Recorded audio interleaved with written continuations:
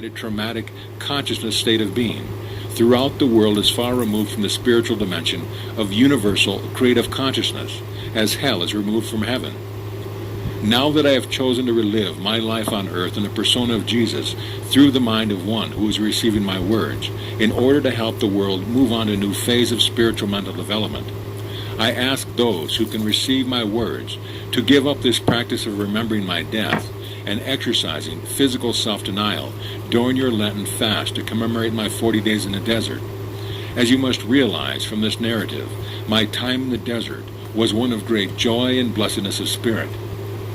Many events of great spiritual significance took place just prior to my death, which are excellent examples of the great cosmic laws in action with your interdimension of existence. I am now giving you a brief account of those important events, since it is my purpose to enlighten your minds wholly, to give you knowledge beyond any knowledge yet received by any other persons in your universe. When I began to prepare my disciples for my approaching death, it was an immensely difficult task. They could scarcely contain their shock and astonishment. They thought of my being crucified as an ordinary felon was repellent beyond words, and neither did they want to lose me from their midst. I had called them to follow me and leave behind their lives, which had been fairly prosperous. They had left their families and homes to rebuild their lives around me and my work. They had taken pride in my progress through their towns. They had been willing to be associated with me and be known as my disciples despite the rejection and harsh criticism of the religious leaders. Furthermore, they loved and respected me, both for the way I lived by my own teaching and the way I had compassionately healed so many people and brought them comfort in their unhappy lives. They truly believed I was the Son of God. How could the Son of God end up on a cross, they asked each other. Their horror increased with every question. It was unthinkable.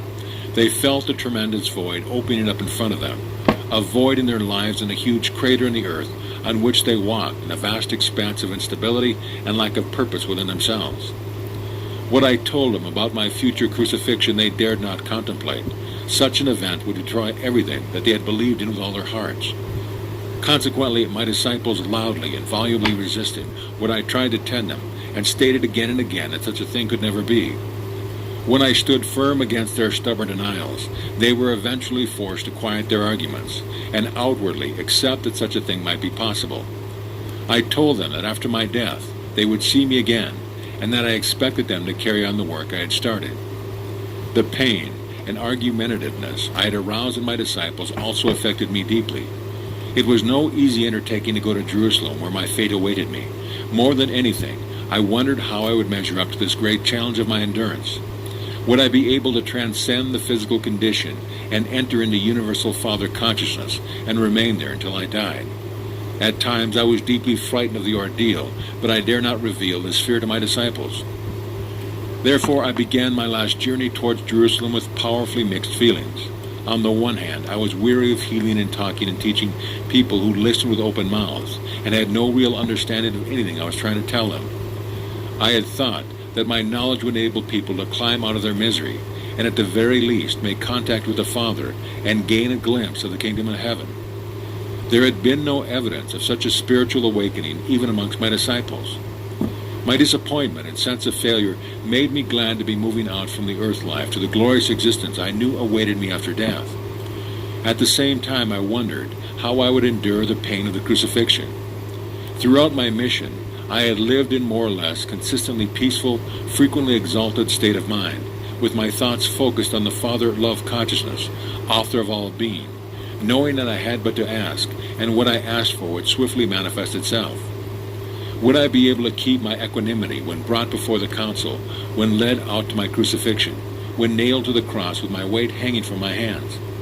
Because I was now giving way to doubts and fears, the normal level of my conscious frequencies were dropping. They were taking me down into the frequencies of the earth plane consciousness.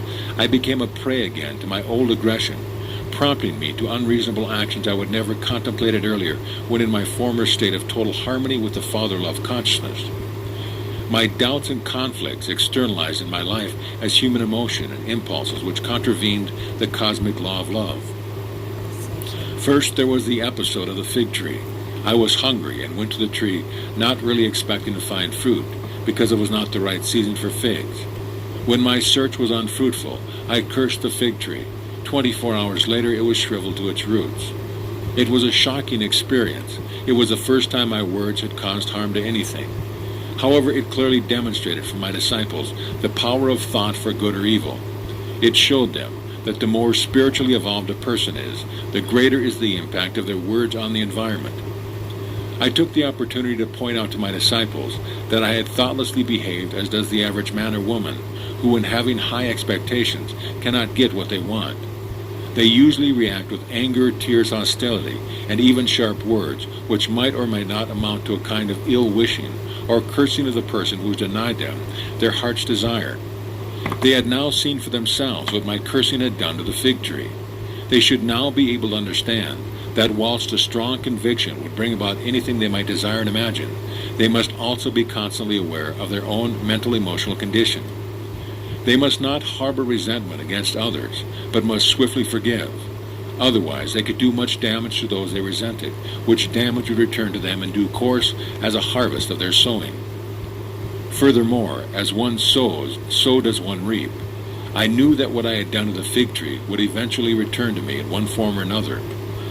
I took my disciples to the temple. It was many years since I had been there, and I knew my visit would serve to set in train the events which would lead to my crucifixion. Some of the people recognized me, and in response to their request, I began to teach them. More people gathered and crowded the moneylenders, who began to complain. Their shouting and loud complaints broke my train of thought as I was teaching. Suddenly my wrath was aroused.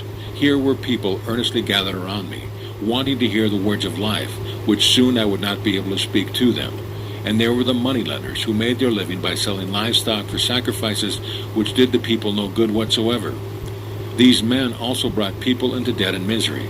I felt a rush of blood to my head, and I pushed the tables over, scattering the money, and I drove the money-hearted men out of the temple. Now there was a great commotion of shouting and screaming. Some people were scrambling to pick up the money. The moneylenders were calling down curses on my head, denouncing me as evil, as one doing the work of Beelzebub and 1,000 other devils. The priests and the Pharisees and all the people who set great store by the sacrifices in the temple came running together to find out the cause of the noise and confusion. On hearing the moneylender's story, they were so outraged by my action, they launched into vociferous condemnation of me and lamentations to impress the priest, each one making louder protest at their neighbors to demonstrate their horror of what I had done. Such a thing had never been seen in the temple before. Even those who had previously listened to me were now disturbed at my willfulness and wondered what kind of man I might be. They were standing close together, watching the proceeding, when they were noticed and approached by the priests and Pharisees, who persuaded them I was trying to destroy all that they had believed in, preaching a false god entirely unlike anything they had ever heard about in their synagogue. The priests passed on their own outraged anger to the people and convinced them that my sin would contaminate them also if they persisted and listened to my madness. Gradually the people were persuaded I was an evil influence and should be removed before I could disrupt the peace of the country and bring down the wrath of the Roman governor on the entire country of Palestine. My disciples, ashamed of what I had done, quietly left the scene and hid amongst the alleys, some way from the temple. When they returned to me later, they clearly showed that they were also sorely tried by my actions. They wondered whether I had taken leave of my senses, gone mad, prophesying my death, and then doing these various things, which would probably be the cause of it.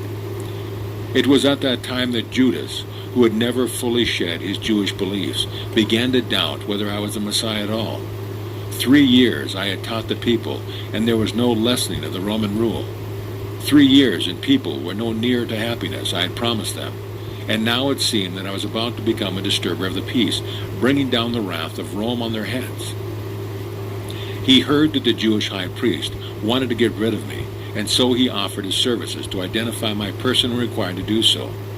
When it was time for me to eat the Passover with my disciples, I arranged we should eat it all together in a large supper room. I knew it would be the last time I would eat any food on earth. I do not want to return deeply to the consciousness of that night. I felt great sadness to be leaving my disciples who had served me so well. With my sadness came a return of all my fears and conflicts. I had moments of deep emotional self-pity. I felt that no one understood all I had tried to do for my people and the sacrifices I was prepared to make for them. John was giving a vivid account of the story of the Israelites last night in Egypt before they escaped into the desert. He spoke of Moses' instruction to the head of each family to kill an unblemished lamb, to cook it in a certain way and paint its blood on the doorstops of all Israelite dwelling, because the very night angels would come and slaughter all the firstborn children of the Egyptians and their livestock. With great relish he recalled the outcry made by the Egyptians when they woke to find the bloodied firstborn in every home. None was spared. It was the kind of horrible story I rejected as having any value for anyone seeking higher spiritual truth. I wondered how much my disciples had really understood when I spoke of their Heavenly Father and His love for all mankind. How could they relish the thought of angels killing the Egyptian firstborn when I had clearly told them that God, the Father, was love? But the Jews had always been preoccupied with the shedding of blood to atone for their sins. Even Abraham, the founder of the Israelite nation, had been convinced he should take his only son into the desert and kill and offer him as a sacrifice to God, a pagan and revolting thought. I thought of the animal sacrifice in the temple. Loving all the wild things of creation as I did, the practice was an abomination to me. And now I was about to be put to death because I had dared to speak the words of truth. And when I considered how little I had achieved in passing on my knowledge, I wondered why I had been sent on such a mission. I felt a momentary spasm of resentment and anger interthreading my usual feeling of love for these men. With some cynicism, I wondered what effective token of remembrance I could leave with them, to bring back to their minds all my teaching when I was no longer with them. If so, could so swiftly forget all my teaching of the Father's love and enjoy the horrible story of the Passover, while I was still in the room with them. How much would they remember when I had died as a felon on the cross, the most despicable of death? Then it came to me that since they were so moved by the shedding of blood, I would give them blood to remember me by. With these ironical reflections, I took up a loaf of bread, broke it and passed it to my disciples and told them to eat it.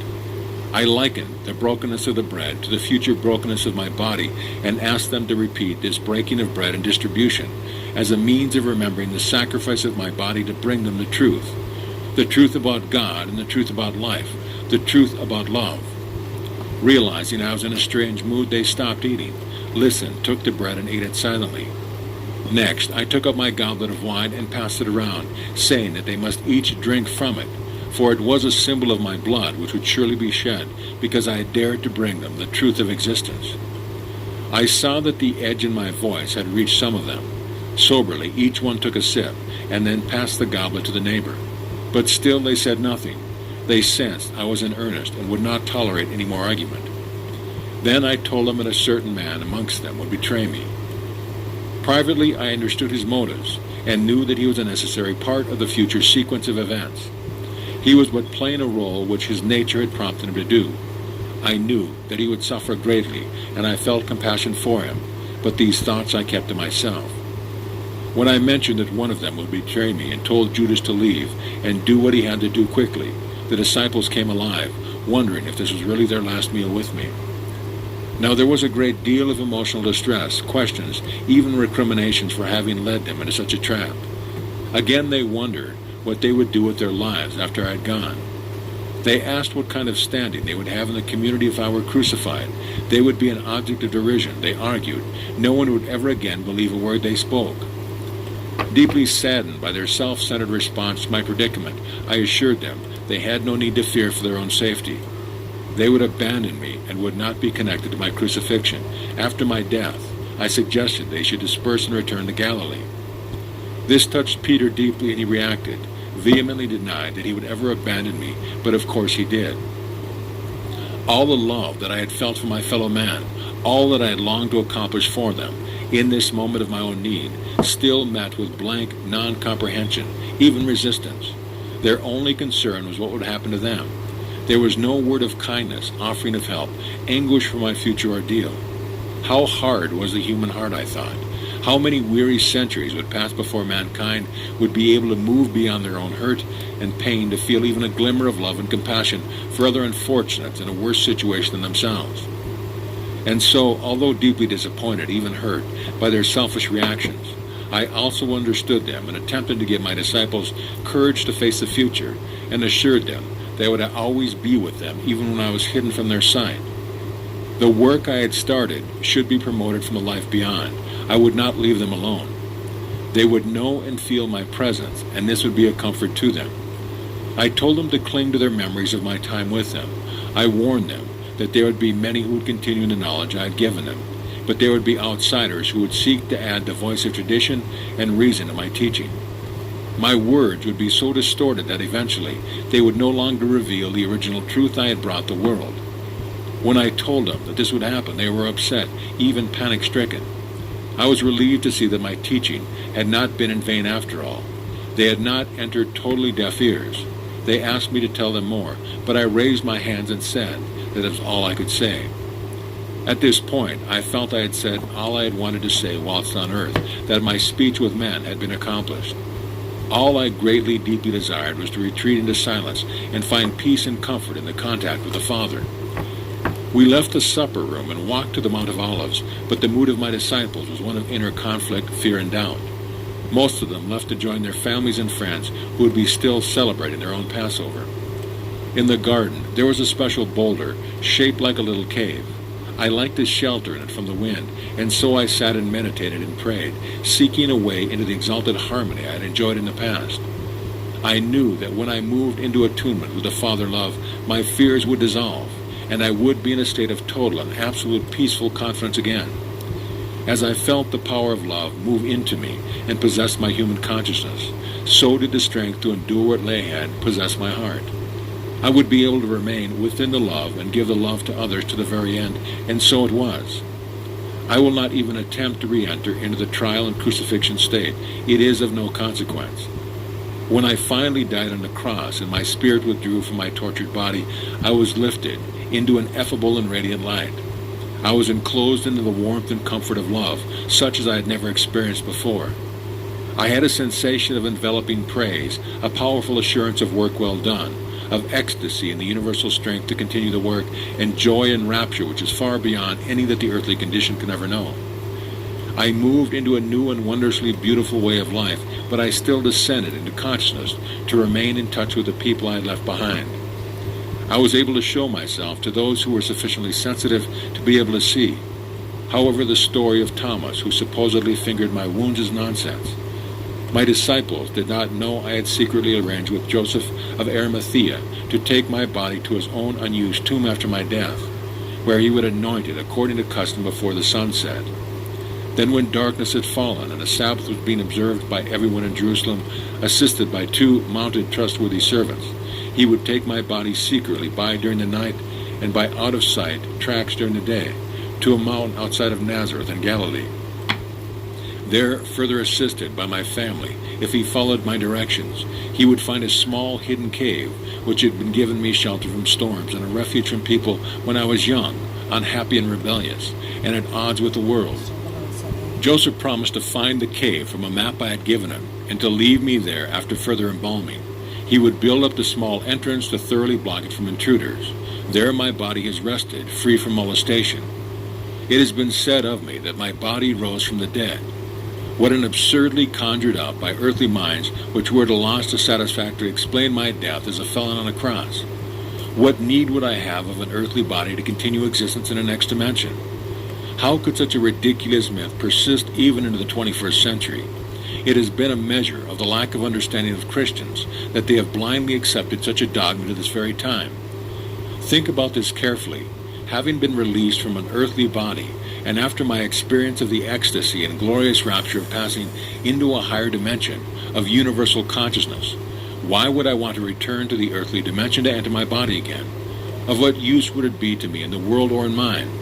Whilst the physical substance of my body might be spiritualized when perfectly attuned to the Father love consciousness while I still lived on earth, would not my body be an encumbrance and a deterrent to my subsequent journeys within the highest spiritual kingdom? Visible things are but a manifestation of specific frequencies of vibration in consciousness, which produces a shimmer of motes or particles, giving an appearance of solid matter. Each visible substance possesses its own unique vibrational frequency. A change in the rate of vibration produces a change in the appearance of matter. As consciousness energy changes, so do the appearance of matter change. Therefore, it was possible for me to focus and lower my frequencies of consciousness to that point where my form became visible to the human eye. I could return to my disciples and be seen by them, and I did so. I loved them more than ever before, and owed them as much comfort and support as I was able to give them after my death. Not only this, it was necessary to direct my own power into their minds in order to give them the impetus and courage to continue the work I had started. However, I want you to know that the individualized consciousness, which has ascended into vibrational frequencies to the very portals of the universal creative dimension, becomes light individualized, an individualized consciousness which needs no body in which to express and enjoy all that the glorious consciousness can devise in the highest spiritual realms. It is a supreme and enraptured state of being, having none of the needs, desires, impulses experienced by those who have not fully mounted high beyond and above the ego.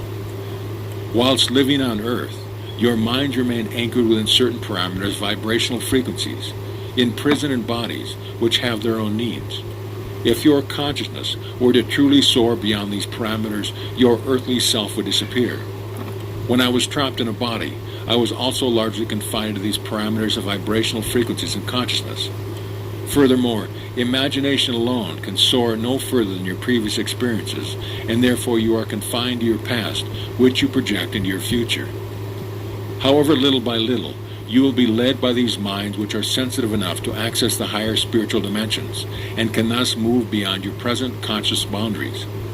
They will record for you those wondrous experiences and states of being beyond your own, to which yourselves will then be able to aspire. In this way, you go forward in levels of steps of spiritual development. Each step brings you a higher vision of what can be achieved, and out of this vision you formulate a new goal. With this goal ever before you, you work to cleanse yourself of the contaminating influence of the bonding rejection impulse of your earthly existence. Step by step, you transcend your ego. When you transcend your ego and it dies within your consciousness, you are now abundantly alive within the Father Love consciousness, and find the reality of the kingdom of heaven in your lives, within yourself and in your environment. To enable you to reach these pinnacles of love, joy, harmony, and rapture, I lived, worked, and died in Palestine, and I have come to you now in these letters. Let not my work be in vain this second time. As you read these pages, seek, meditate, and pray for inspiration. You will come to feel the Father's response, and if you listen every day attentively, you will hear the Father's voice. This